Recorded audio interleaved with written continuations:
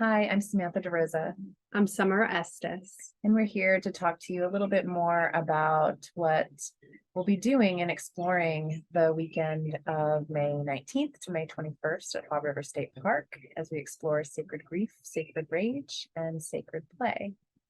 Like many people who come to grief tending work in community, Frances Weller's book, The Wild Edge of Sorrow, is very powerful, and that was introduced to me by a friend.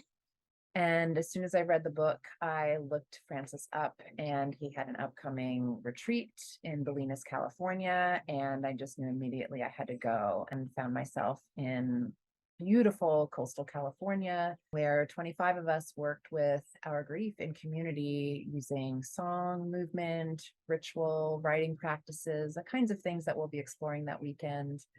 And I came away completely transformed in my relationship with grief and the power of working with grief in community with others. So that's a little bit about my background and how I came to this work.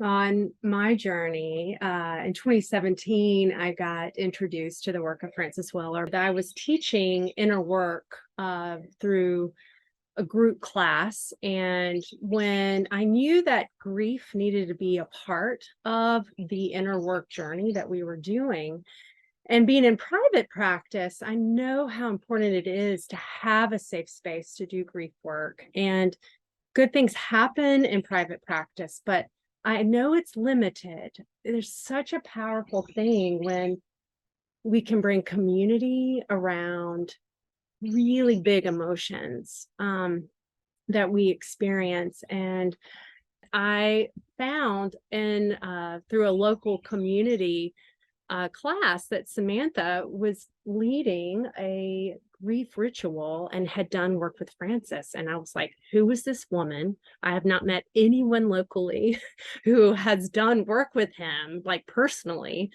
And so I kind of stalked her out on social media and basically was like, will you be my friend? And just have felt such gratitude for truly the sacredness of holding communal space to do really nourishing and I would say vital work.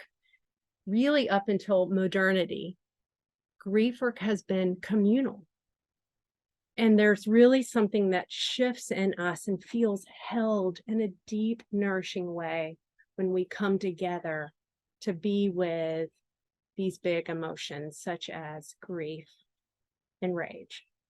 And even though working with grief and with rage can seem like very serious work, and it is very serious work, but in my experience, having done grief rituals as a participant, led them, and then also trained with Francis, is there's an immense amount of lightness that can come in when we're moving grief through and when we're moving rage through as a kind of composting process. Also through widening our range of expression, because when we're clamping down on these big emotions like grief and rage, we make ourselves very, very tight and very small. And when we're playful, we're expansive.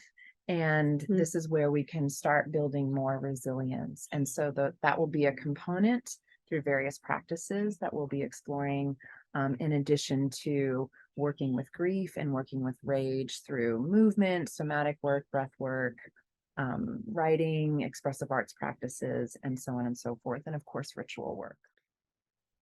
So we hope you will join us. And, one of the things we both recognize as we've been leading grief rituals together is that when we show up to grieving community, we really are doing a sacred work for the community.